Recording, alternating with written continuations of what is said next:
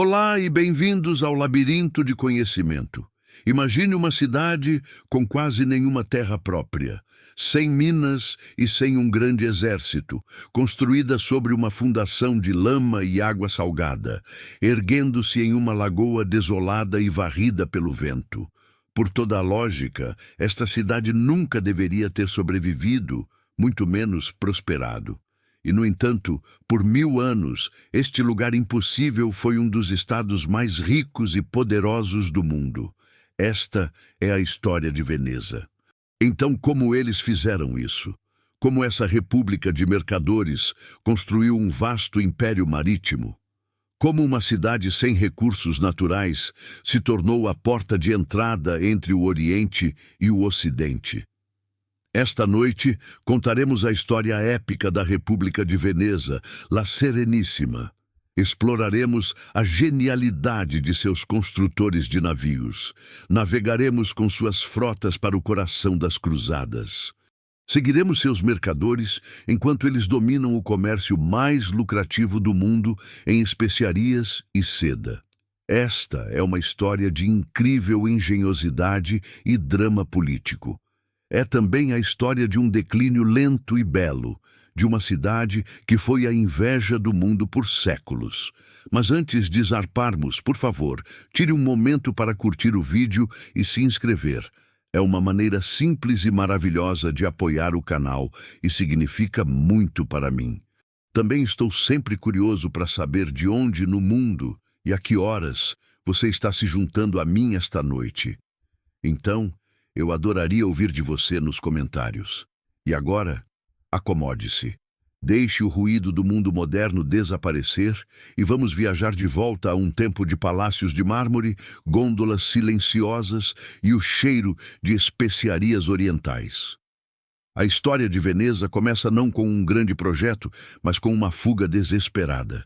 No século V d.C., o poderoso Império Romano do Ocidente estava desmoronando. O mundo próspero do norte da Itália estava sendo dilacerado por invasões bárbaras. Os mais aterrorizantes eram os hunos, que desciam do leste sob seu líder, Átila, deixando ruínas em seu rastro.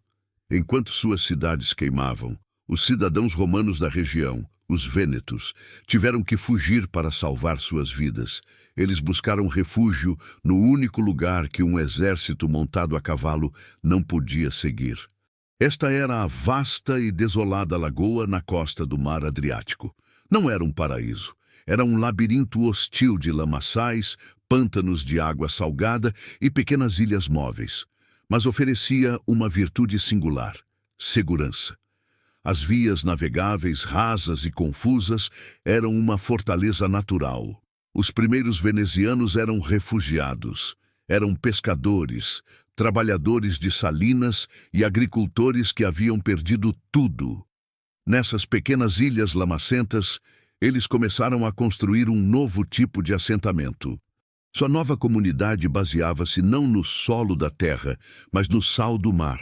Mas como se constrói uma cidade de pedra sobre uma fundação de lama? Os venezianos desenvolveram um método engenhoso. Eles cravaram milhares de longas estacas de madeira afiadas profundamente na lama macia.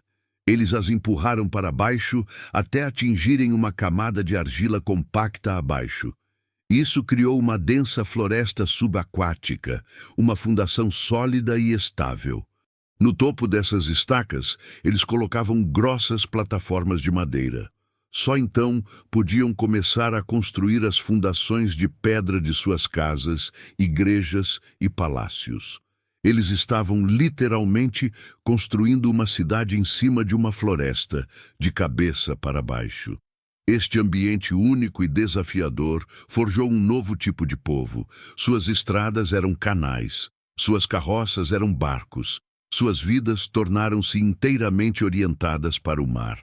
Essa luta diária com a água ensinou-lhes pragmatismo e desenvoltura. A cidade que nasceu do medo não estava destinada a permanecer um refúgio humilde.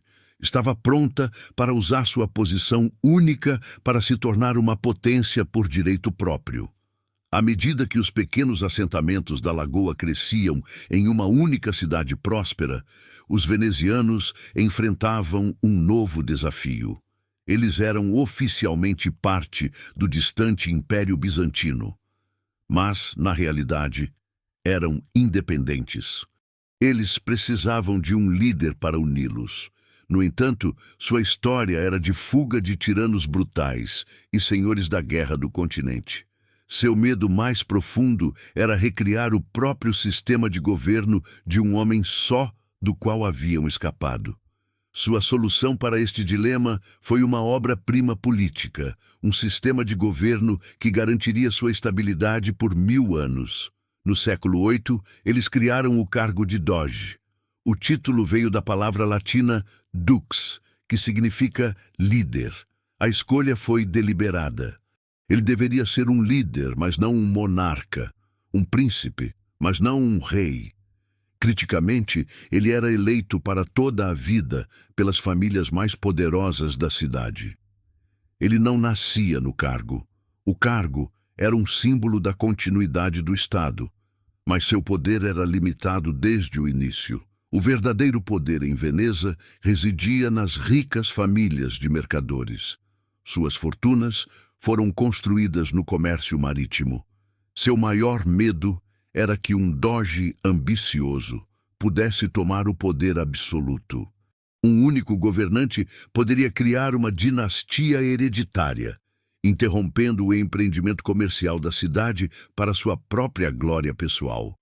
Todo o sistema político veneziano, portanto, evoluiu para uma máquina complexa e engenhosa projetada para evitar isso. O governo era uma república, mas não era uma democracia, era uma rígida oligarquia mercantil. A fundação deste sistema era o Grande Conselho. Esta era uma assembleia composta pelos membros de todas as famílias nobres de Veneza. O Grande Conselho era a fonte final de autoridade. Ele elegia os membros de todos os outros conselhos menores que administravam a cidade. O próprio Doge tornou-se uma espécie de monarca constitucional, vinculado a um elaborado juramento de posse. As restrições ao seu poder eram quase paranoicas em sua minuciosidade. Ele não podia nomear seu próprio sucessor. Seus filhos eram proibidos de ocupar cargos públicos durante seu reinado. Sua correspondência oficial tinha que ser aberta e lida por censores estatais antes que ele pudesse vê-la. Ele não podia nem deixar a cidade de Veneza sem a permissão de seus próprios conselhos.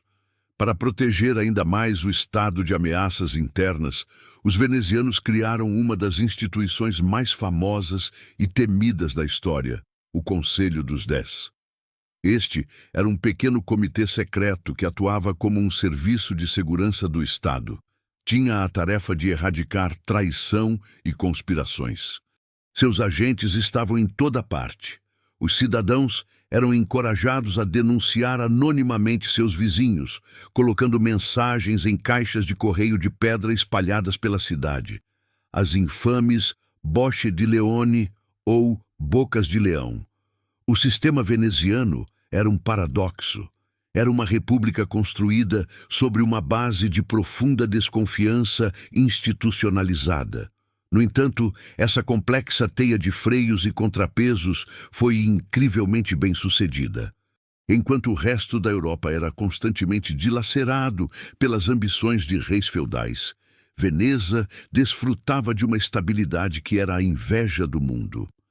Essa estabilidade permitiu que focasse toda a sua energia em uma única paixão: o acúmulo de riqueza e a construção de um grande império marítimo. Nos primeiros séculos de sua existência, Veneza não era totalmente independente. Vivia na longa sombra da maior potência do mundo cristão, o Império Bizantino. Este era o Império Romano do Oriente.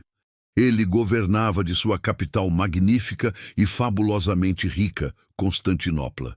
Veneza era oficialmente um ducado bizantino. Era uma província distante e semi-autônoma, uma pequena parte de um império vasto e antigo. Essa conexão moldou o caráter inicial da cidade. Veneza era uma cidade de dois mundos. estava geograficamente no oeste, mas sua cultura, arte e política olhavam para o leste. Os deslumbrantes mosaicos dourados, que começaram a adornar a Basílica de São Marcos, foram criados por mestres bizantinos ou no estilo bizantino. Essa profunda conexão com Constantinopla deu aos venezianos acesso único aos mercados e rotas comerciais mais sofisticados do mundo. Os venezianos eram súditos astutos e pragmáticos. Eles usaram seu relacionamento com o império para sua própria vantagem. Sua marinha crescente, a melhor da região, muitas vezes servia como uma frota mercenária para o imperador bizantino. O imperador frequentemente precisava de ajuda para combater ameaças normandas e árabes no Mediterrâneo. Veneza fornecia esse apoio naval vital, mas sempre a um preço. O pagamento mais importante veio no ano de 1082. O imperador bizantino, Aleixo I Comneno, estava desesperado pela ajuda veneziana contra uma invasão. Em troca do serviço de sua frota, ele emitiu um decreto imperial conhecido como Bula Dourada. Este decreto concedeu aos mercadores venezianos privilégios comerciais impressionantes em todo o Império Bizantino. Eles podiam negociar completamente isentos de impostos na maioria dos principais portos do Império, incluindo a própria Constantinopla. Eles receberam até seu próprio distrito e docas na capital. Este foi um golpe econômico maciço para Veneza.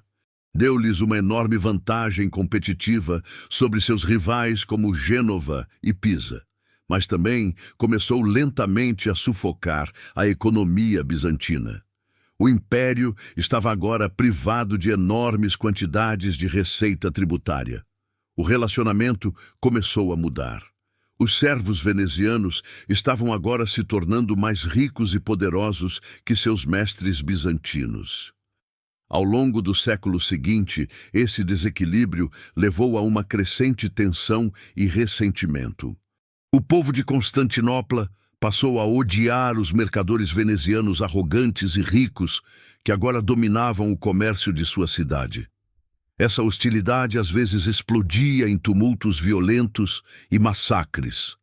A velha aliança havia coalhado em um relacionamento de profunda suspeita mútua e amarga rivalidade econômica. No final do século XII, o vínculo estava completamente quebrado. Veneza não era mais uma serva, mas uma competidora poderosa e independente.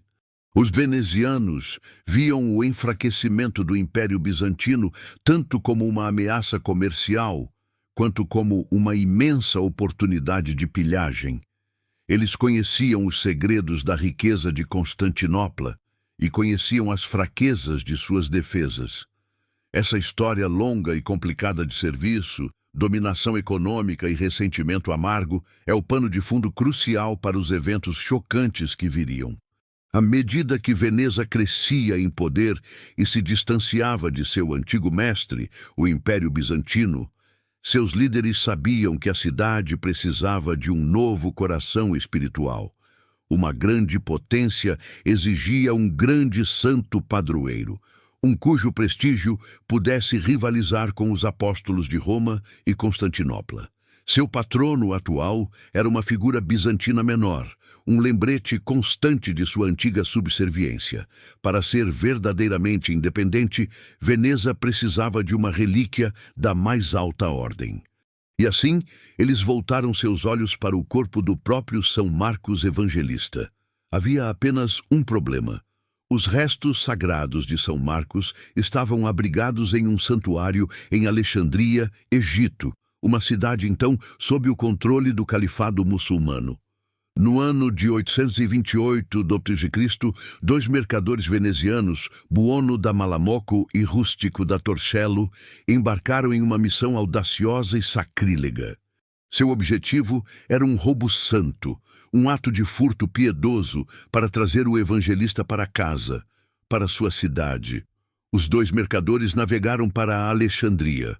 Através de uma combinação de suborno e persuasão, convenceram os guardiões do santuário a deixá-los levar o corpo do santo. Eles alegaram que estavam salvando a relíquia sagrada de uma potencial profanação pelos governantes locais, dando ao seu roubo um verniz de dever religioso. Seu maior desafio, no entanto, foi contrabandear o corpo passando pelos funcionários da alfândega do califa no porto. Foi aqui que os mercadores exibiram a astúcia e o pragmatismo que viriam a definir sua república. Eles colocaram o corpo do santo em uma grande cesta e o cobriram com camadas de carne de porco e folhas de repolho. Como conta a história, quando os oficiais muçulmanos, que consideram a carne de porco impura, vieram inspecionar a carga, recuaram com nojo. Eles deixaram o navio passar sem uma busca adequada. O plano ousado funcionou perfeitamente. A chegada do corpo de São Marcos em Veneza foi um momento de profunda transformação. A cidade inteira explodiu em celebração. Não mais uma província cultural de Bizâncio, Veneza era agora um importante destino de peregrinação. Sua autoridade sagrada podia rivalizar com a da própria Roma. A magnífica e dourada Basílica de São Marcos foi encomendada para ser o novo lar permanente dos restos mortais do evangelista, tornando-se o coração espiritual e político do Estado veneziano. Com seu novo santo padroeiro veio um novo símbolo poderoso. O ícone tradicional de São Marcos Evangelista é um leão alado. Veneza imediatamente adotou isso como seu. O leão de São Marcos, muitas vezes retratado segurando um livro, tornou-se o símbolo oficial da República. Foi estampado em moedas, voou nos estandartes de seus navios de guerra e foi esculpido nos portões de cada cidade que conquistaram. O roubo do corpo de um santo foi a declaração definitiva da ambição veneziana. Foi um ato sagrado de furto que cortou seus antigos laços e lançou a fundação divina para o império independente que viria. Veneza agora tinha um governo estável e um protetor divino. Também possuía um poder naval crescente, uma frota forte o suficiente para ser contratada como mercenária pelo próprio imperador bizantino. Mas qual era a fonte desse incrível poderio marítimo? A resposta, o verdadeiro coração físico da República, foi forjada em um local único, vasto e altamente secreto. Escondido no canto leste da cidade, atrás de altos muros de tijolos vermelhos e torres vigiadas, ficava o Arsenal de Veneza. Não era meramente um estaleiro. Era o maior e mais eficiente complexo industrial da Europa, séculos à frente de seu tempo. A genialidade do arsenal era sua abordagem revolucionária à produção. Em uma época em que os navios eram tipicamente construídos um de cada vez, os venezianos foram pioneiros nos princípios da moderna linha de montagem. O processo começava com a produção em massa de peças padronizadas e intercambiáveis. Dentro do complexo extenso do arsenal, oficinas dedicadas estavam cheias de trabalhadores altamente qualificados, conhecidos como arsenalotti. Eles não faziam nada além de produzir componentes idênticos: remos, lemes, mastros e vastas quantidades de corda. Essas peças eram então armazenadas aos milhares em enormes armazéns, prontas para uso a qualquer momento. A montagem de um navio ocorria ao longo de um canal de produção que fluía pelo coração do complexo. Um casco nu pré-construído seria rebocado para o canal em uma extremidade. À medida que descia pela via navegável, parava em uma série de estações. Em cada parada, uma guilda diferente de arsenalotti especializados enxameava a embarcação. Eles a equipavam com as peças específicas que dominavam. Uma equipe instalava os bancos dos remadores. Outra colocava o mastro e armava as velas. Nos estágios finais, o navio seria armado primeiro com bestas e, posteriormente, com a poderosa nova tecnologia de canhões fundidos nas próprias fundições do arsenal. Esse sistema era tão espantosamente eficiente que se dizia que um dignitário visitante, em uma famosa demonstração, testemunhou uma nova galé de guerra sendo totalmente montada e armada no tempo que levou para ele comer um jantar tranquilo. No auge de seu poder, Veneza podia equipar e lançar um navio de guerra totalmente equipado em um único dia. Essa velocidade incrível deu à República uma vantagem estratégica que nenhum rival poderia igualar. Em tempos de guerra, eles podiam gerar uma frota maciça, quase instantaneamente, atordoando seus inimigos com a simples escala e velocidade de sua mobilização. Os arsenalote que trabalhavam aqui eram uma classe de elite privilegiada. Eles eram funcionários do Estado com empregos vitalícios garantidos, pensões e até moradia para suas famílias. Em troca dessa segurança, eram ferozmente leais e jurados ao segredo. Eles eram os guardiões dos segredos militares e industriais mais vitais do Estado. O arsenal era uma fortaleza, não apenas contra frotas inimigas, mas contra os olhos curiosos de potências rivais desesperadas para roubar os segredos do poderio industrial de Veneza. O arsenal era muito mais que um estaleiro. Era a manifestação física da engenhosidade e do pragmatismo venezianos. Era a fábrica que permitia que uma pequena cidade construída sobre lama e água salgada projetasse imensa força naval pelo Mediterrâneo. A estabilidade política do Palácio do Doge fornecia a vontade, mas o poderio industrial do arsenal fornecia a arma. O poder forjado nos corredores escuros do arsenal era colocado em exibição magnífica para o mundo inteiro ver. Isso acontecia em um dia especial a cada ano, a festa da Ascensão. Neste dia, a cidade celebrava sua cerimônia estatal mais importante e única. Era um ritual que capturava perfeitamente a alma da República. Chamava-se o casamento com o mar. A peça central do festival era a barcaça estatal do Doge, o Bucintoro. Não era uma galé de guerra. Era um palácio flutuante, uma obra-prima de tirar o fôlego do artesanato veneziano. O navio era imenso, uma embarcação de 2 andares impulsionada pelos remadores mais habilidosos do arsenal. Toda a sua superfície era coberta por esculturas míticas elaboradas, todas pesadamente douradas com folhas de ouro puro. Quando o Bucintoro era trazido de seu abrigo especial, dizia-se que parecia uma montanha dourada flutuando na água. Na manhã do festival, o Doge embarcava no Bucintoro. Ele estava vestido com suas melhores vestes cerimoniais, junto com os mais altos funcionários e embaixadores estrangeiros. De lá, ele liderava uma grande procissão de centenas de barcos para a lagoa. Era um espetáculo de pompa incrível e orgulho cívico. A cidade inteira aparecia para assistir à barcaça dourada, seguida por uma flotilha de gôndolas e iates privados brilhantemente decorados.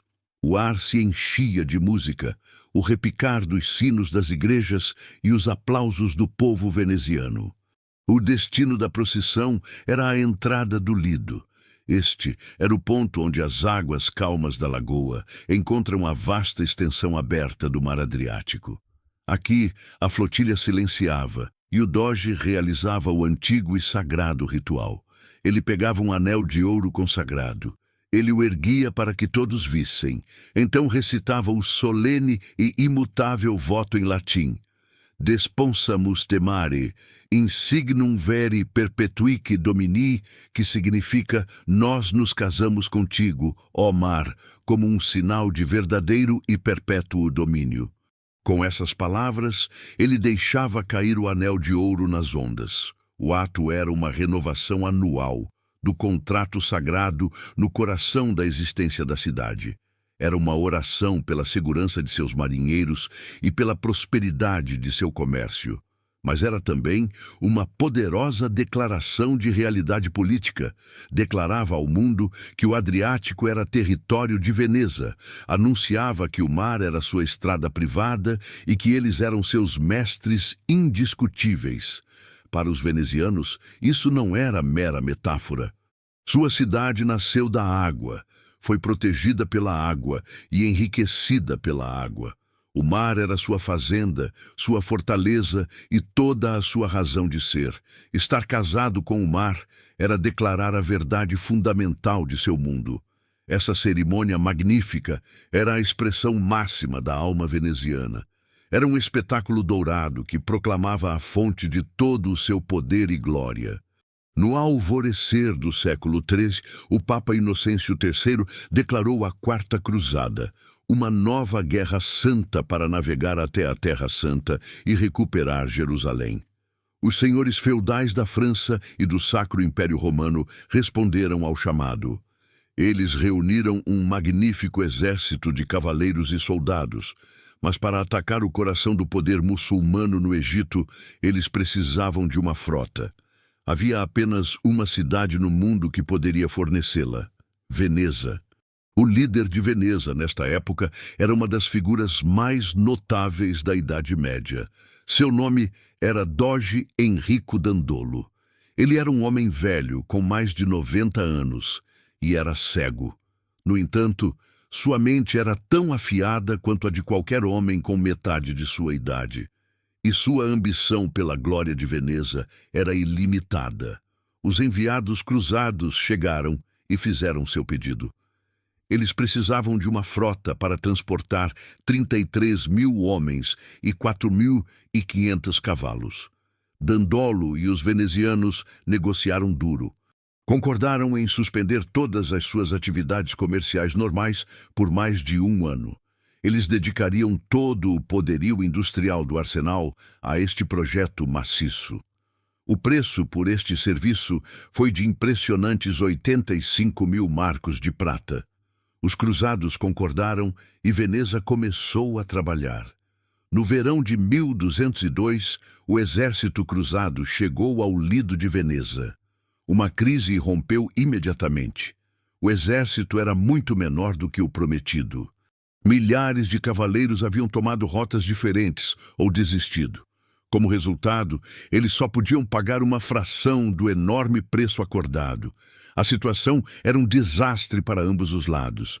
Um enorme exército estrangeiro armado estava agora preso em uma ilha na lagoa, incapaz de cumprir seu voto sagrado, e Veneza estava à beira da falência, com sua nova e cara frota parada no porto.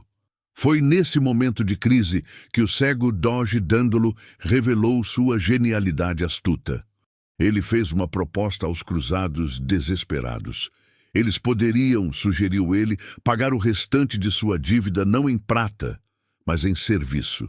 Seu primeiro alvo, anunciou ele, não seria o Egito. Seria a cidade cristã de Zadar, Zara, uma rival comercial de Veneza na costa da Dalmácia. Os cruzados ficaram horrorizados. Eles haviam feito um juramento sagrado de lutar contra os inimigos de Cristo. Agora estavam sendo convidados a atacar uma cidade cristã companheira para o benefício comercial de Veneza. Muitos protestaram contra esse sequestro flagrante de sua missão sagrada. Alguns abandonaram a cruzada com nojo, mas a maioria, presa em dívidas e desesperada, concordou relutantemente. Para selar o acordo, o idoso Enrico Dandolo realizou um ato magistral de teatro político.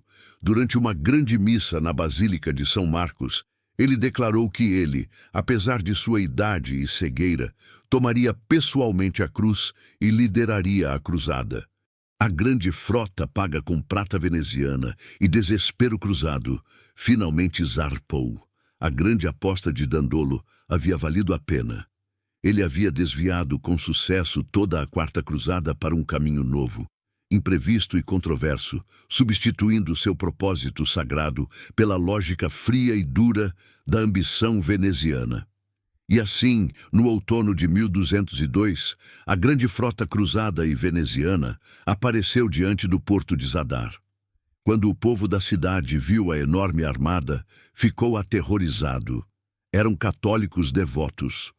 Penduraram crucifixos e estandartes do Papa nas muralhas da cidade. Eles imploraram aos cruzados para não atacar seus companheiros cristãos. O próprio Papa proibiu explicitamente o ato. Ele ameaçou todo o exército com excomunhão. Mas os líderes da cruzada estavam presos por sua dívida, e o cego Doge Dandolo era implacável. Para Veneza, isso eram negócios. O cerco começou. Após um ataque breve e brutal, a cidade de Zadar caiu para o exército cruzado. Os cavaleiros e soldados, tendo agora pago uma parte de sua dívida em serviço, entraram e saquearam a cidade. Foi um prelúdio sombrio para o que estava por vir. O exército passou o inverno na cidade conquistada. Foi durante este inverno frio e tenso que o destino da cruzada mudou para sempre. Um novo jogador chegou. Ele era um jovem príncipe bizantino exilado chamado Aleixo Ângelo. Ele fez aos líderes cruzados uma oferta de tirar o fôlego. Pediu-lhes que navegassem para Constantinopla e o ajudassem a tomar o trono. Em troca, ele pagaria toda a dívida deles com Veneza. Ele também financiaria sua jornada para o Egito e submeteria a Igreja Ortodoxa à autoridade do Papa. Para os cavaleiros franceses e alemães, essa era uma justificativa tentadora. Eles poderiam restaurar um herdeiro legítimo e unir a Igreja, tudo isso enquanto resolviam sua crise financeira. Para os venezianos, era a oportunidade de uma vida. Constantinopla, a rainha das cidades, era a metrópole mais rica do mundo. Era também a maior rival comercial de Veneza. A chance de colocar um imperador amigo e endividado em seu trono era um prêmio pelo qual Enrico Dandolo estava disposto a arriscar tudo. No verão de 1203, a frota cruzada chegou diante das imensas e lendárias muralhas de Constantinopla. Os cidadãos da maior capital cristã do mundo ficaram atordoados ao ver um exército cristão companheiro em seus portões. O ataque inicial foi bem sucedido. O usurpador no trono fugiu. O jovem príncipe Aleixo foi instalado como co-imperador, mas o triunfo durou pouco. O novo imperador descobriu rapidamente que o tesouro da cidade estava vazio. Ele foi incapaz de pagar as vastas somas que havia prometido. As tensões explodiram. O exército cruzado acampado fora das muralhas sentiu-se traído.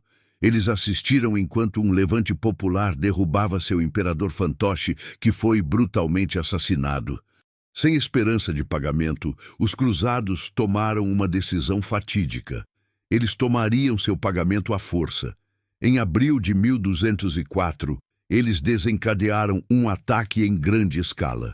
A frota veneziana desempenhou um papel crucial. Seus navios agiram como torres de cerco flutuantes, permitindo-lhes invadir as muralhas do mar. Após uma batalha desesperada, as defesas foram rompidas.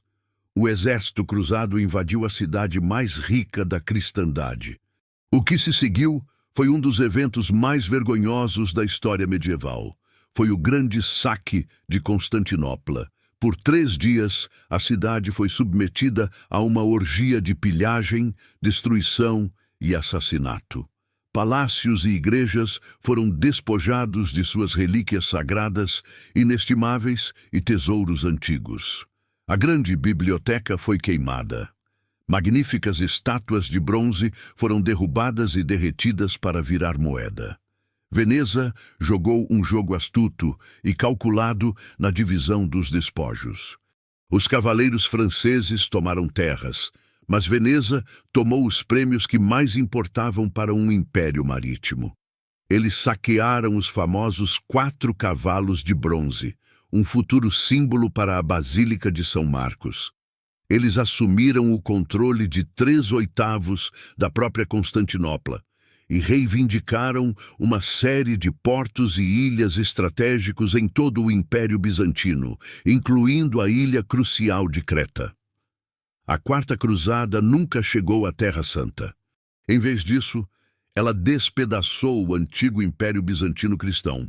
Também enriqueceu Veneza, além de seus sonhos mais loucos. Com a riqueza de Constantinopla em seus cofres e seus portos mais estratégicos sob seu controle, Veneza não era mais apenas uma poderosa cidade-estado. Era agora um verdadeiro império, o mestre indiscutível do Mediterrâneo Oriental. No rescaldo caótico do saque de Constantinopla, os senhores cruzados franceses e alemães correram para esculpir reinos feudais para si mesmos. Eles reivindicaram vastas extensões de terra do Império Bizantino caído. Os venezianos, no entanto, jogaram um jogo muito mais calculado e estratégico. Eles não tinham interesse em governar grandes populações rebeldes no interior ou administrar propriedades feudais. Sua ambição não era por terra, era pelo mar em si. A partir dos despojos do Império caído, eles meticulosamente criaram um novo tipo de império, um perfeitamente adequado a uma república de mercadores. O Stato da Mar, o Estado do Mar. Enquanto os outros cruzados reivindicavam sua parte em território, Veneza reivindicava sua parte em rotas comerciais. Sua estratégia era criar uma cadeia longa e ininterrupta de portos fortificados e ilhas que agiriam como trampolins. Era uma estrada marítima que se estendia desde a Lagoa Veneziana até o Mar Negro. Era um colar de pérolas, onde cada pérola era um porto estratégico, uma base naval e um posto comercial. Isso garantiria a segurança e a supremacia da navegação veneziana. A partir da partição do Império Bizantino, Veneza adquiriu uma série de locais-chave. Eles garantiram os portos mais importantes ao longo da costa da Grécia. Eles assumiram o controle das ilhas Cíclades no Egeu, mas seu maior prêmio foi a ilha maciça e estrategicamente vital de Creta. Conhecida pelos venezianos como o Reino de Cândia, Creta tornou-se sua colônia ultramarina mais importante.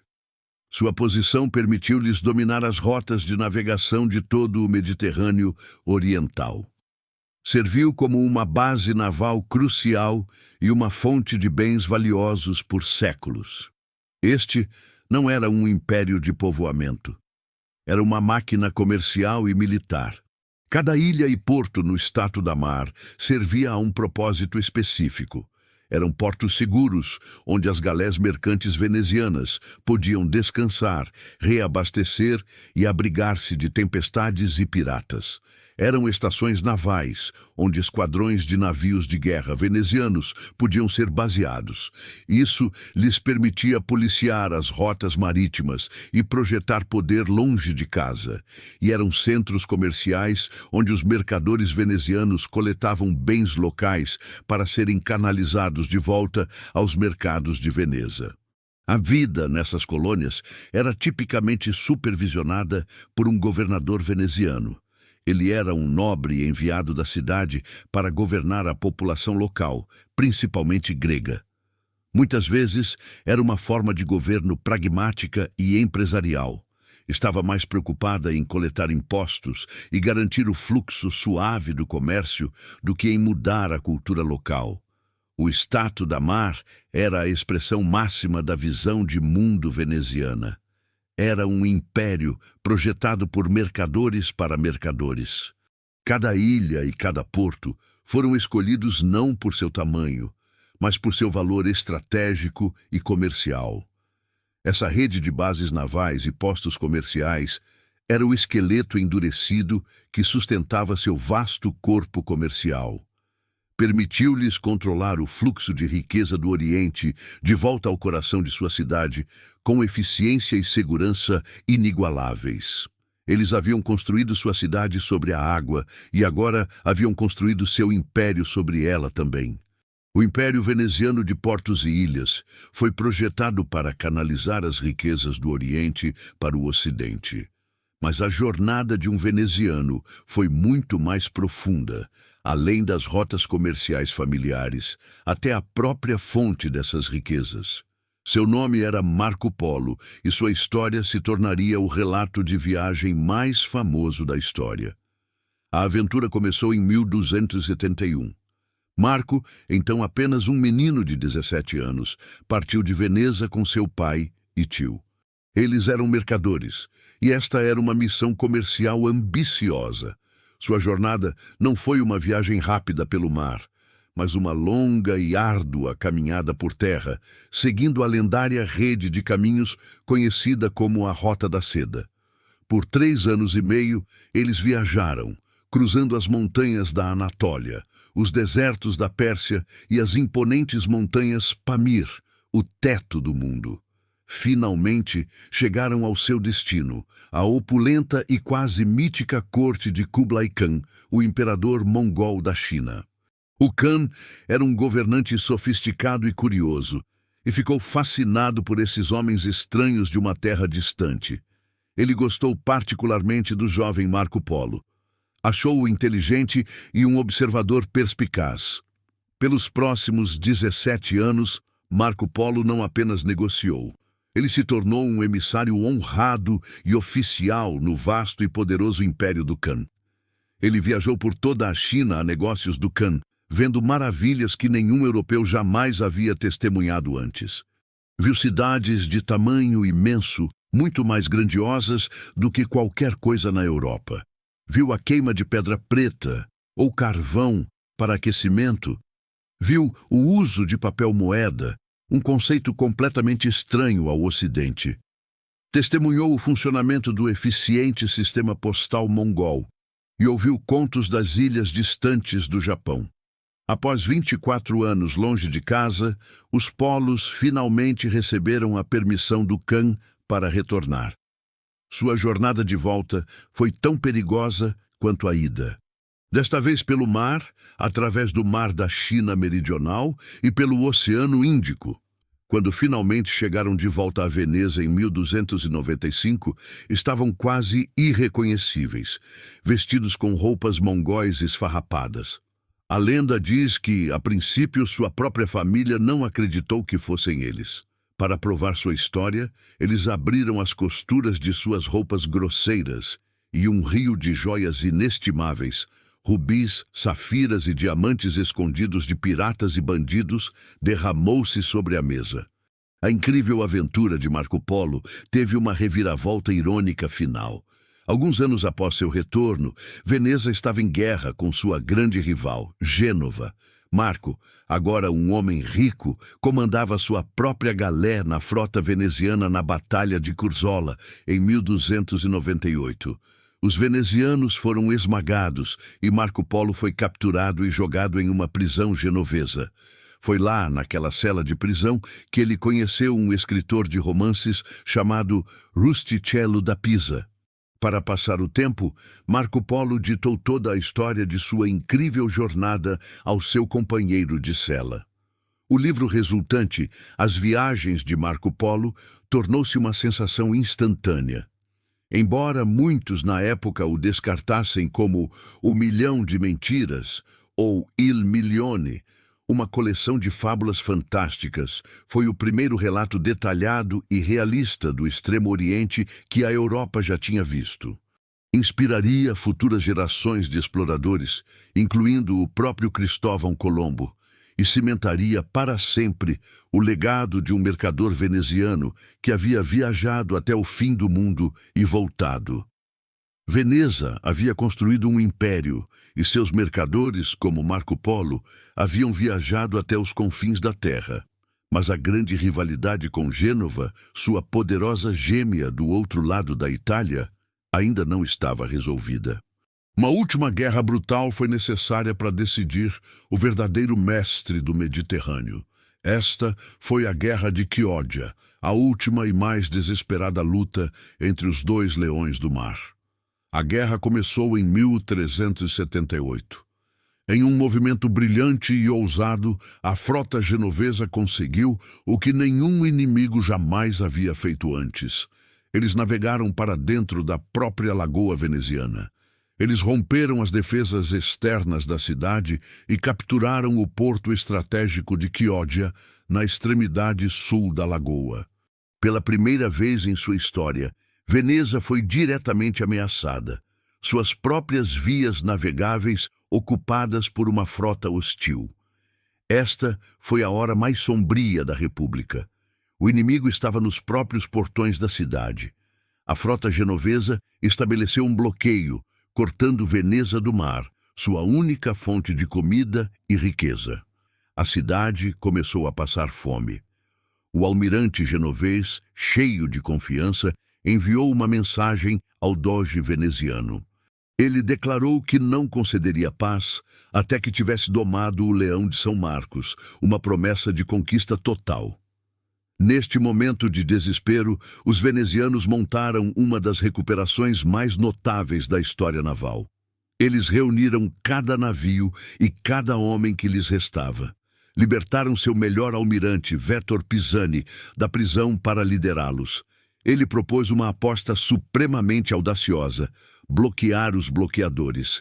Sob a cobertura da noite, a frota veneziana navegou para o sul. Eles alcançaram os canais estreitos que levavam para fora da lagoa de Chioggia, a única rota de fuga para a frota genovesa.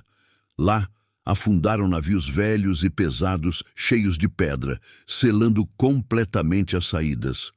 Toda a frota genovesa, vencedora de um momento atrás, estava agora presa dentro do próprio porto que acabara de conquistar. A situação foi completamente invertida. O cerco de Veneza tornou-se o cerco de Chioggia. Por 6 meses extenuantes, os venezianos mantiveram sua posição, cortando toda a comida e suprimentos para os marinheiros genoveses presos. Tornou-se uma guerra brutal de atrito. Finalmente, faminta e sem esperança de resgate, a outrora poderosa frota genovesa foi forçada a uma rendição humilhante e total. A vitória foi absoluta. A guerra de Chioggia havia quebrado a espinha do poder marítimo genovês para sempre. Embora Gênova permanecesse um centro financeiro, seu desafio pela supremacia marítima havia acabado. Veneza agora estava sozinha, a mestra indiscutível do comércio mediterrâneo. Tendo derrotado seu maior rival em uma guerra que quase perdeu, a República estava agora verdadeiramente livre para entrar em sua idade de ouro. Veneza agora estava sozinha como a senhora do Mediterrâneo. Sua vitória sobre Gênova garantiu suas rotas comerciais. Seu império de portos e ilhas era uma máquina perfeitamente projetada. Esta máquina foi criada para um único propósito: controlar o comércio mais valioso e lucrativo da terra. Na Europa medieval e renascentista, a verdadeira riqueza não era apenas ouro. Eram especiarias. Pimenta, cravo, canela e noz moscada eram mercadorias de valor quase inimaginável. Eram conservantes para a carne, ingredientes essenciais na medicina e o símbolo de status definitivo para os ricos. Suas origens, nas distantes ilhas de especiarias do leste, eram um mistério completo para a maioria dos europeus. Isso as fazia parecer mágicas e exóticas. Um pequeno saco de grãos de pimenta podia valer mais do que o salário de uma vida inteira de um homem. 1 quilo de noz moscada era muitas vezes avaliado mais alto do que 1 quilo de ouro. Por séculos, Veneza se posicionou como a única guardiã desse comércio incrivelmente lucrativo. A jornada das especiarias era longa e perigosa. Eram carregadas por marinheiros árabes e indianos através do Oceano Índico. Eram então movidas por longas caravanas de camelos através dos desertos da Arábia. Finalmente, chegavam aos grandes portos mediterrâneos de Alexandria, no Egito, e Alepo, na Síria. Era aqui, no limiar da Europa, que os venezianos estavam esperando. Através de uma combinação de tratados diplomáticos vantajosos com os sultões do Egito, o poder bruto de sua marinha e sua rede de colônias insulares estratégicas, Veneza estabeleceu um monopólio virtual. Nenhuma outra potência europeia podia efetivamente comprar especiarias em sua fonte. A força vital desse comércio era a grande galé mercante veneziana. Esses navios maciços, movidos principalmente à vela, muitas vezes viajando em comboios protegidos, chegavam a Alexandria carregados com os bens da Europa, como lã flamenga e ferro alemão. Eles trocavam isso pela carga preciosa do Oriente. Então, começava a jornada triunfante para casa, seus porões cheios da poeira perfumada e inestimável que era a base da fortuna da República. A chegada de um comboio de especiarias em Veneza era um momento de celebração em toda a cidade. Os navios descarregavam sua carga nos movimentados mercados de Rialto. O ar se enchia com os aromas exóticos do Oriente. Aqui, sob os olhos atentos dos inspetores estatais, cada saco de pimenta era pesado, tributado e vendido para as casas comerciais da cidade. Dos armazéns de Veneza, as especiarias eram então distribuídas para o resto do continente. Os lucros imensos desse monopólio financiaram o esplendor da cidade. Pagaram pelos magníficos palácios de mármore que ladeavam o Grande Canal. Pagaram pelas obras de arte de tirar o fôlego de Tiziano e Veronese. Pagaram pelas poderosas frotas de guerra que eram construídas no arsenal. A cidade de Veneza, uma joia cintilante na água, era uma cidade construída sobre uma montanha de especiarias. Veneza estava agora no auge de sua riqueza. Seu império marítimo canalizava as riquezas do Oriente para seus cofres. Mas esse sucesso criou uma nova e perigosa vulnerabilidade. Por séculos, as únicas ameaças reais à República vinham do mar. Este era um desafio que eles haviam dominado. Agora, um novo perigo crescia em sua própria porta. Estados poderosos e agressivos estavam se consolidando no continente italiano. O maior deles era o Ducado de Milão, governado pela ambiciosa e expansionista família Visconti. Seu objetivo era conquistar todo o norte da Itália. Os líderes de Veneza perceberam que sua lagoa não era mais uma defesa perfeita. Um inimigo poderoso controlando a costa poderia cortar seus suprimentos vitais de comida. Eles também poderiam cortar as rotas comerciais terrestres que iam de Veneza, passando pelos Alpes para o resto da Europa. O mar os tornara ricos, mas a terra poderia fazê-los passar fome. Essa nova ameaça provocou um debate político feroz dentro do Palácio do Doge. Uma facção de nobres, os tradicionalistas, argumentava que Veneza era uma criatura do mar. Eles alertaram que se envolver nas traiçoeiras e caras guerras terrestres da Itália seria um erro desastroso. Trairia a verdadeira natureza da cidade. A outra facção, os expansionistas, argumentava que não tinham escolha. Para permanecer segura, Veneza tinha que controlar seu próprio quintal. Precisava forjar uma zona de proteção defensiva profunda no continente. Após uma longa luta, o Partido Expansionista venceu o debate. No início do século XV, sob a liderança do doge Francesco Foscari, Veneza fez uma mudança radical em sua grande estratégia. Começou uma longa e custosa série de guerras para conquistar o território atrás dela. Este foi o nascimento do Stato da Terra, o Estado da Terra. A campanha de conquista foi rápida e bem-sucedida no início. Através de uma combinação de diplomacia habilidosa e ação militar decisiva, Veneza assumiu o controle de uma série de cidades próximas. Capturaram Pádua, depois Vicenza e, finalmente, a grande cidade de Verona. Essa expansão lhes deu o controle dos principais rios e das terras agrícolas férteis da região do Vêneto. Pela primeira vez, Veneza havia garantido seu próprio suprimento de comida. Esta foi uma mudança monumental para a República. Veneza não era mais apenas um império marítimo. Era agora também uma grande potência terrestre italiana.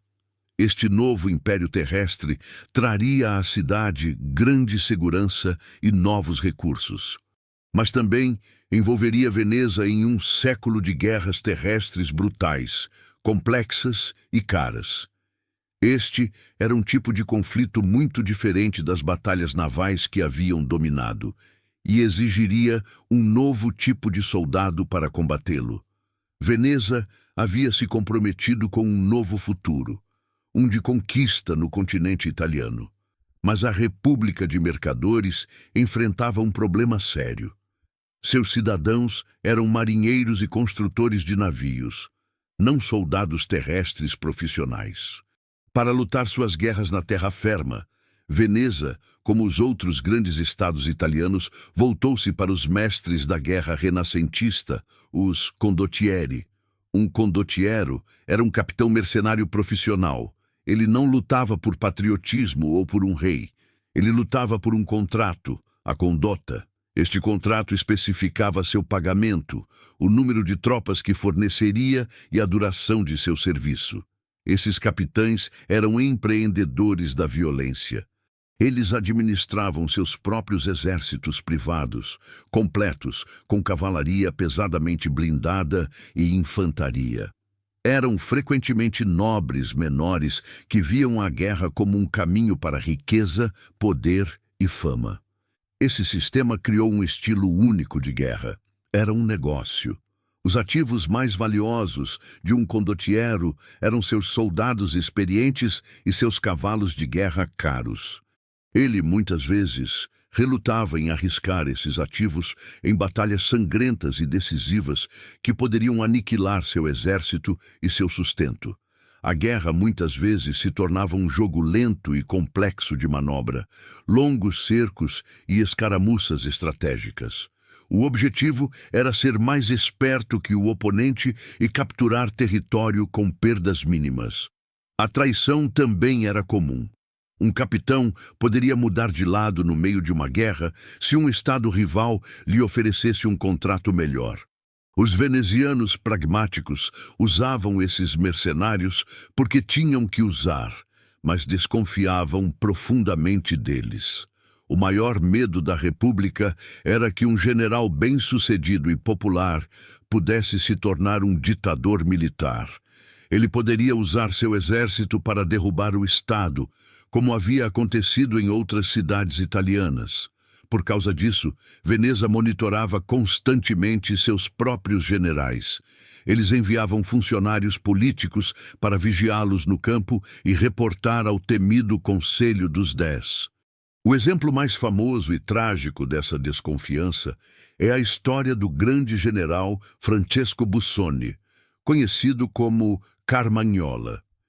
Ele foi um condottiero brilhante, originalmente a serviço do grande rival de Veneza, Milão. Veneza o contratou com um contrato maciço e ele venceu várias grandes vitórias para a República. Tornou-se um herói celebrado, mas o Estado logo começou a suspeitar de sua lealdade. Eles questionaram sua falta de agressividade em campanhas posteriores, suspeitando que ele estivesse secretamente em contato com seus antigos empregadores em Milão. Em 1432, o governo veneziano agiu com precisão arrepiante.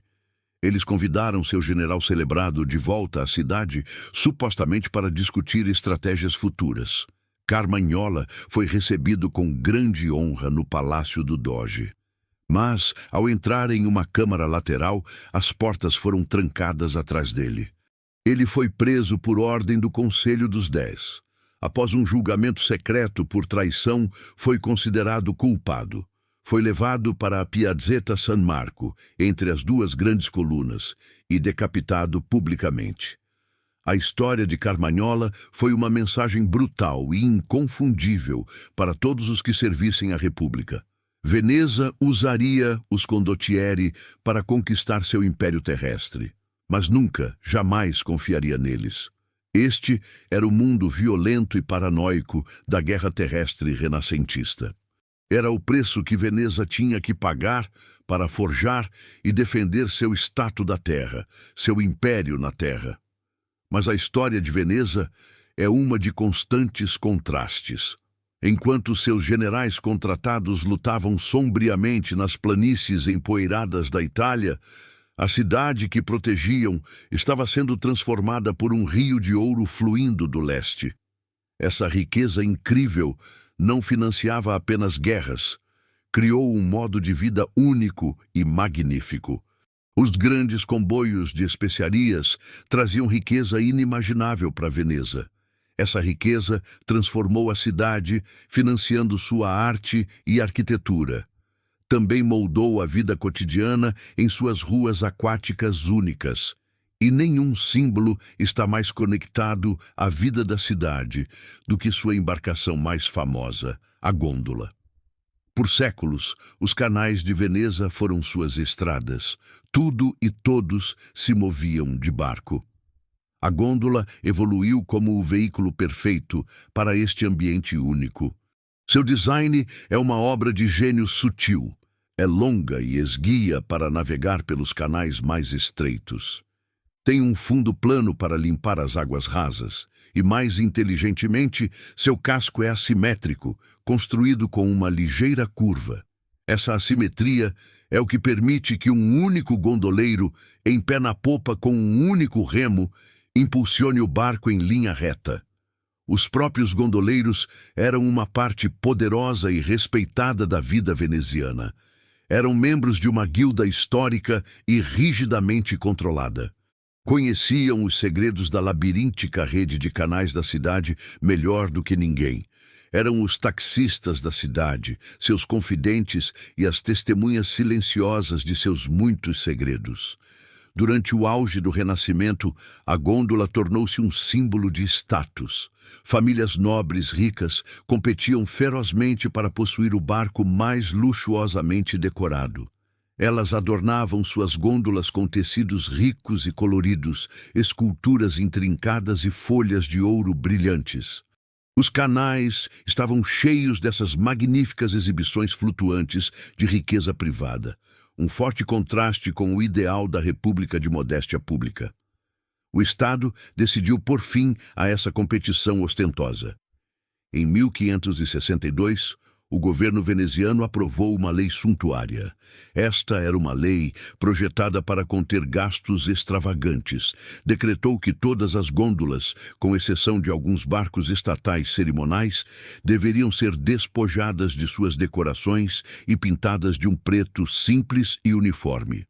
Essa lei encapsulava perfeitamente a mentalidade veneziana.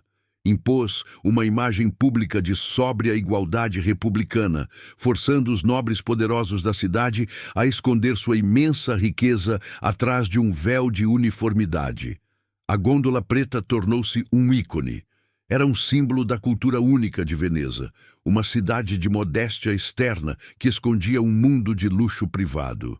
Essa lei, controlando até a cor de um barco, era um exemplo perfeito do poder do Estado veneziano sobre as vidas públicas e privadas de seus cidadãos. E essa obsessão por controle se estendia dos canais até o reino mais sagrado e perigoso de todos, a crença religiosa. Em toda a Europa renascentista, a Igreja Católica tinha uma ferramenta poderosa e temida para impor sua doutrina. Chamava-se Inquisição, um tribunal especial encarregado de encontrar e punir a heresia, crenças que contradiziam os ensinamentos oficiais da Igreja. Mas a República de Veneza, como sempre, fez as coisas à sua maneira. Embora fosse um Estado católico devoto, insistia famosamente em administrar sua própria Inquisição controlada pelo Estado. A razão para isso era puro pragmatismo. O Estado veneziano foi construído sobre o comércio internacional. Sua cidade era um caldeirão cosmopolita. Estava cheia de mercadores estrangeiros, incluindo luteranos alemães, gregos ortodoxos e judeus. Uma inquisição excessivamente zelosa controlada por Roma poderia ter desencadeado incidentes diplomáticos. Poderia ter interrompido as relações comerciais vitais que eram a força vital da cidade. Para Veneza, a estabilidade comercial era tão importante quanto a pureza religiosa. O sistema veneziano era único.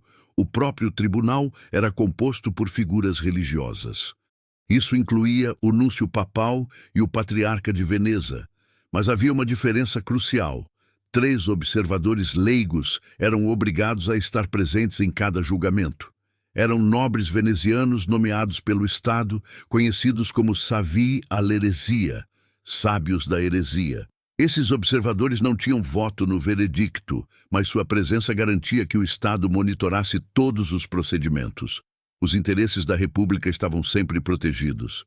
Eles podiam suspender um julgamento se sentissem que era politicamente motivado ou prejudicial a Veneza. Como resultado, a Inquisição veneziana era geralmente considerada menos brutal. Era mais pragmática do que suas contrapartes na Espanha ou em Roma.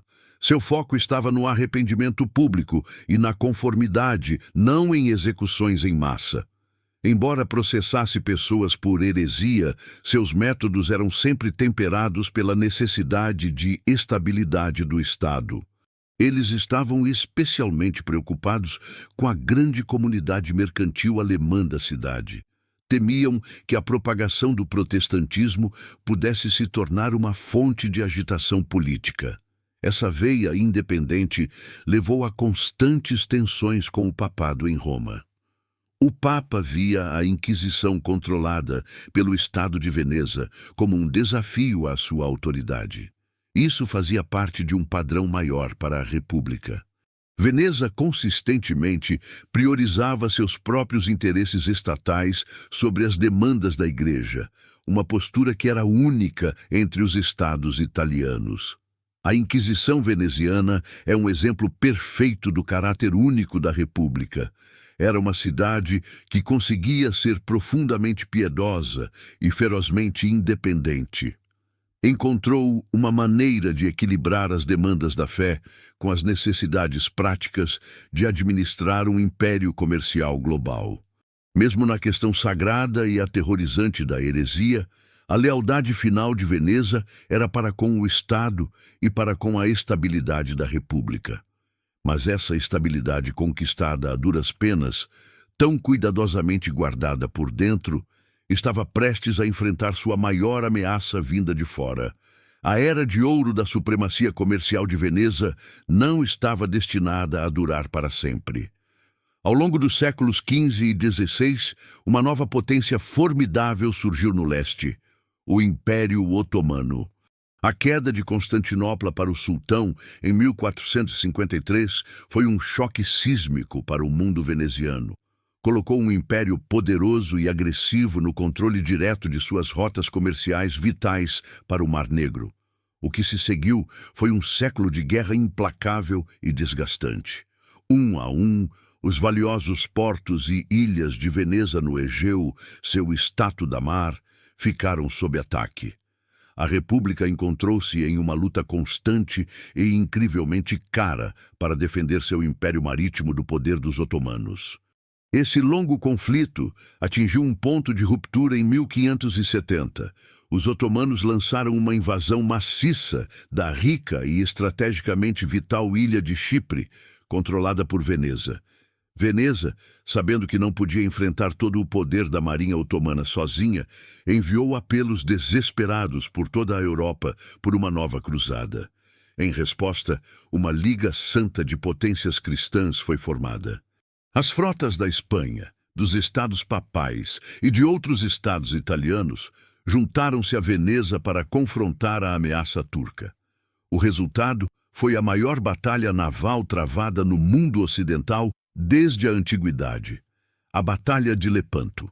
No outono de 1571, as duas frotas colossais se encontraram no Golfo de Patras, na costa da Grécia. A visão deve ter sido de tirar o fôlego. De um lado, mais de 200 galés otomanas, seus remos agitando o mar. Do outro, a frota cristã combinada de tamanho semelhante, uma floresta de mastros e estandartes. Esta seria a última grande batalha da história a ser travada principalmente por galés movidas a remo. No coração da frota veneziana estavam 6 navios de guerra revolucionários. Eram chamados de galessas. Eram navios híbridos maciços, mais altos que uma galé normal. Estavam repletos de um número formidável de canhões, agindo como fortalezas flutuantes. Quando a batalha começou, as galessas venezianas foram rebocadas para a frente da linha principal cristã.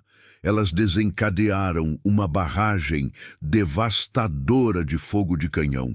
Isso destruiu a formação otomana antes mesmo que as frotas principais entrassem em choque.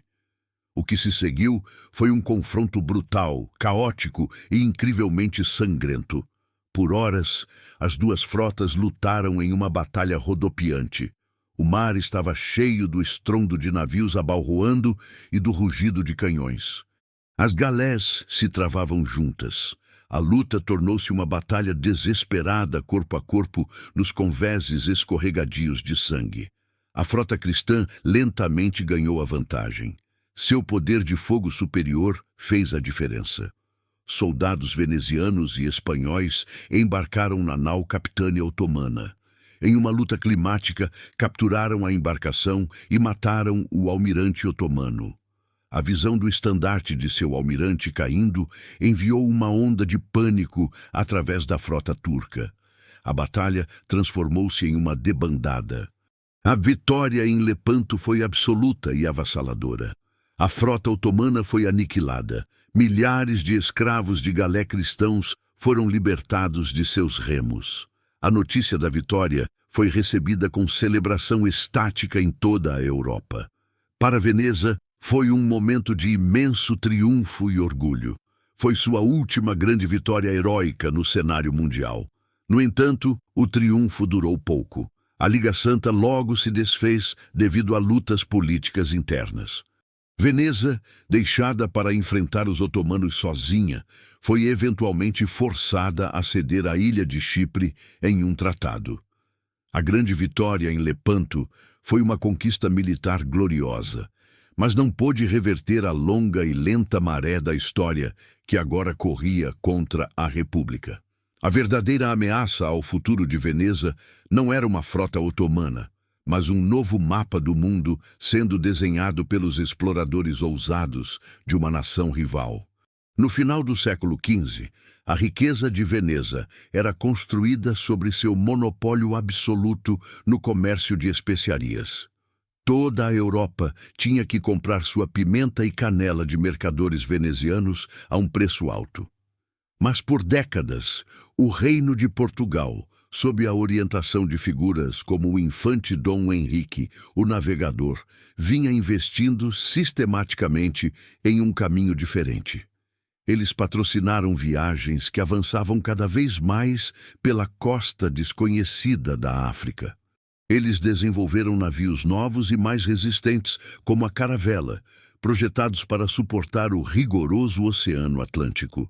Seu objetivo era singular e obsessivo: encontrar uma rota marítima direta para as Índias e quebrar o monopólio veneziano para sempre.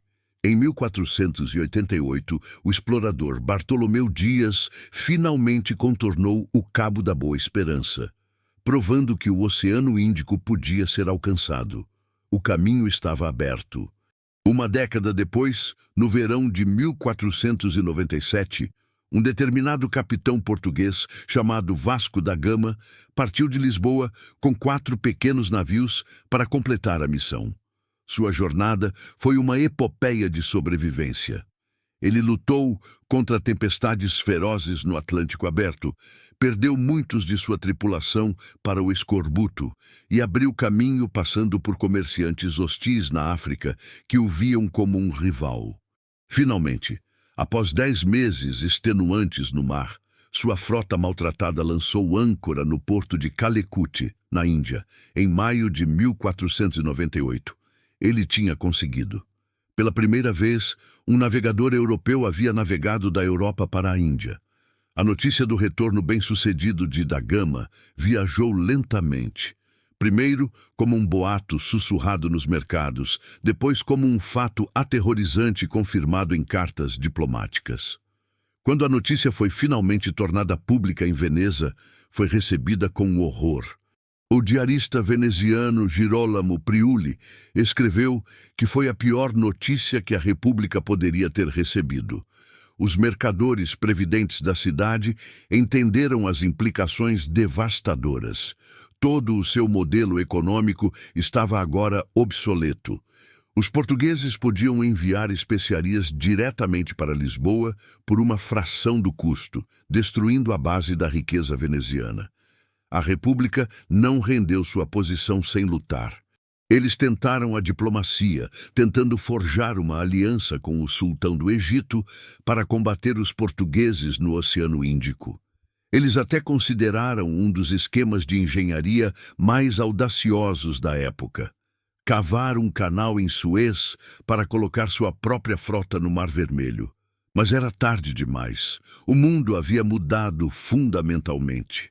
Veneza não havia sido derrotada em uma grande batalha.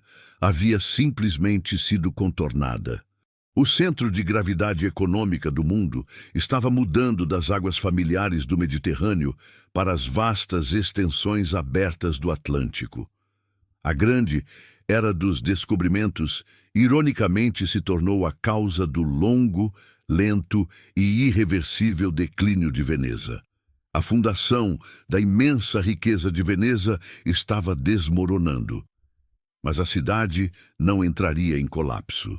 Em vez disso, diante de um mundo que não precisava mais dela como mercado, a República iniciou uma transformação magnífica e final. Decidiu que, se não pudesse mais ser a cidade mais poderosa do mundo, se tornaria a mais bela, a mais cativante e a mais divertida.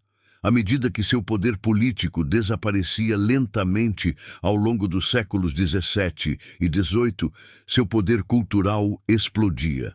Veneza tornou-se o destino essencial no Grand Tour. Este era um rito de passagem para jovens ricos de toda a Europa, especialmente da Grã-Bretanha. Eles viajavam para o continente para completar sua educação, e Veneza era seu playground. Eles vinham buscando não seu poder comercial, mas seus tesouros artísticos, sua bela música e sua reputação lendária de liberdade sofisticada e decadente. Longe das rígidas regras sociais de seus países de origem, a expressão máxima dessa nova identidade era o famoso Carnaval de Veneza. Não era um festival curto, mas uma temporada de meses de celebração pública e bailes de máscaras que tomavam conta de toda a cidade. A característica central era a máscara. Atrás de uma simples máscara de papel machê, um nobre podia se misturar com um plebeu, e um plebeu podia se sentir como um rei. O anonimato da máscara dissolvia as rígidas estruturas sociais da cidade. Criava uma atmosfera de intriga, romance e aventura ilícita nas ruas labirínticas. Esta foi a era em que Veneza se tornou a capital indiscutível do prazer. A cidade abriu a primeira casa de jogos pública e legal do mundo ocidental, o Ridotto. Aqui, sob os olhos atentos do Estado, aristocratas mascarados e viajantes ricos arriscavam fortunas inteiras em jogos de azar silenciosos e de altas apostas. Foi também a era de ouro das famosas cortesãs venezianas, mulheres altamente educadas e cultas que eram celebradas na arte e na poesia. E foi o berço da ópera pública, com magníficos teatros atraindo os melhores cantores e compositores do mundo. Esta era, afinal, também foi uma última e brilhante idade de ouro para a arte e a música venezianas. Era a cidade do compositor Antônio Vivaldi. Seus concertos vibrantes e energéticos, muitos escritos para a orquestra feminina do orfanato da cidade, tornaram-se a trilha sonora desta era dourada. Era também a cidade do grande pintor de vistas Canaletto. Suas pinturas de tirar o fôlego, detalhadas e banhadas pelo sol do Grande Canal e da Praça de São Marcos, eram os souvenirs definitivos para os viajantes do Grand Tour. Seu trabalho era tão preciso e evocativo que definiu a imagem mundial de Veneza pelos séculos vindouros. Quando o século XVIII chegou ao fim, Veneza era uma cidade de beleza, de tirar o fôlego. Era também uma cidade de profunda estagnação política. A República era um museu vivo, uma capital do prazer, mas seus militares eram uma sombra de seu antigo eu.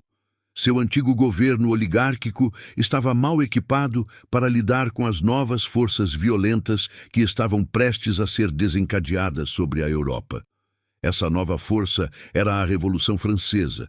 Seu instrumento era um jovem general brilhante e totalmente implacável, chamado Napoleão Bonaparte. Em 1796, o exército revolucionário de Napoleão invadiu o norte da Itália. Destruiu a velha ordem austríaca em uma série de vitórias relâmpago. A República de Veneza, agarrada à sua longa tradição de neutralidade, tentou desesperadamente ficar fora do conflito. Mas nesta nova era de guerra revolucionária, não havia espaço para neutralidade. Napoleão, tendo conquistado as terras vizinhas, acusou Veneza de ser secretamente hostil à França. Ele marchou seus exércitos até a borda da lagoa. Pela primeira vez em mais de 1000 anos, um exército hostil estava nas costas de Veneza. Napoleão emitiu um ultimato severo ao Doge e ao Grande Conselho. Eles deveriam dissolver seu antigo governo e estabelecer uma nova municipalidade democrática alinhada com a França. Se recusassem, seu exército seria um Átila para o Estado veneziano. A ameaça era clara: render-se ou enfrentar a destruição total. O agonizante debate final ocorreu dentro do palácio do Doge. As famílias governantes de Veneza estavam reunidas na Câmara do Grande Conselho. Seus rostos estavam pálidos de medo. Eles sabiam a realidade de sua situação. Seu pequeno exército não era páreo para os veteranos endurecidos de Napoleão. Sua cidade era indefensável contra a artilharia moderna colocada na costa. Eles enfrentavam uma escolha impossível. Poderiam fazer uma resistência final heróica, mas suicida, que veria sua magnífica cidade queimada e saqueada. Ou poderiam aceitar uma rendição silenciosa e humilhante que poderia pelo menos preservar a própria Veneza. Em 12 de maio de 1797, o último doge de Veneza, Ludovico Manin, dirigiu-se ao conselho com lágrimas nos olhos. Ele disse a eles que a república estava acabada. Instou-os a aceitar os termos franceses. Enquanto a votação estava sendo feita, o som de alguns tiros de mosquete do lado de fora enviou uma onda de pânico pela Câmara. Acreditando que uma revolta havia começado ou que os franceses já estavam atacando, os nobres votaram em uma corrida apressada e indigna. A República de Veneza, de 1000 anos, não terminou com um rugido de desafio, terminou com um gemido de medo. Os momentos finais foram preenchidos com uma tristeza profunda e silenciosa. O doge Ludovico Manin voltou aos seus aposentos privados. Ele removeu seu barrete ducal, o corno ducale, e o entregou ao seu servo, dizendo simplesmente: "Pegue. Não precisarei dele novamente." Alguns dias depois, as tropas francesas entraram na Praça de São Marcos, a primeira vez que um exército estrangeiro ocupou a cidade. Eles saquearam seus tesouros, pegaram os 4 grandes cavalos de bronze da Basílica e os enviaram para Paris como espólio de guerra. O magnífico bucintoro dourado foi publicamente quebrado e queimado por seu ouro. A rendição a Napoleão em 1797 marcou o fim da República de Veneza, de 1000 anos. O grande poder político e militar se foi para sempre. Nas décadas seguintes, a própria cidade tornou-se um prêmio, passado entre os impérios da França e da Áustria, antes de finalmente se juntar a uma Itália recém-unificada em 1866. Mas enquanto o Estado veneziano estava morto, a cidade e a ideia de Veneza permaneceram. Seu verdadeiro legado não estava mais em suas frotas ou colônias, mas na marca profunda e duradoura que havia deixado no mundo. Esse legado ainda pode ser encontrado na própria linguagem das finanças e do comércio modernos. Como pioneiros do comércio internacional e do capitalismo primitivo, os venezianos nos deram muitas das palavras que ainda usamos hoje. A palavra banco vem do italiano banco, o simples banco que um mercador usava na praça para conduzir seus negócios. Termos contábeis como débito e crédito foram aperfeiçoados nos livros-razão dos mercadores venezianos. E a palavra quarentena vem diretamente de sua política de saúde pública, de isolar navios por 40 giorni ou 40 dias. Uma prática nascida de sua luta constante com as pragas que chegavam em seus navios comerciais.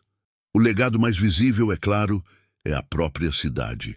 Caminhar por Veneza hoje é caminhar por um museu vivo. Estar na Praça de São Marcos é estar na grande sala de recepção da República, cercado pelos cintilantes mosaicos de influência bizantina da Basílica de São Marcos e a sede de 1000 anos de governo no Palácio do Doge. Do palácio, você pode atravessar a famosa Ponte dos Suspiros para as sômbrias prisões estatais. Você ainda pode ver as altas paredes de tijolos vermelhos do arsenal e imaginar os milhares de trabalhadores que uma vez lançaram uma frota em um dia. Você pode ficar na icônica Ponte Rialto, o coração comercial do Império. É uma cidade onde cada pedra conta uma história. Mas para ver a verdadeira escala do poder veneziano, você deve viajar para suas antigas colônias.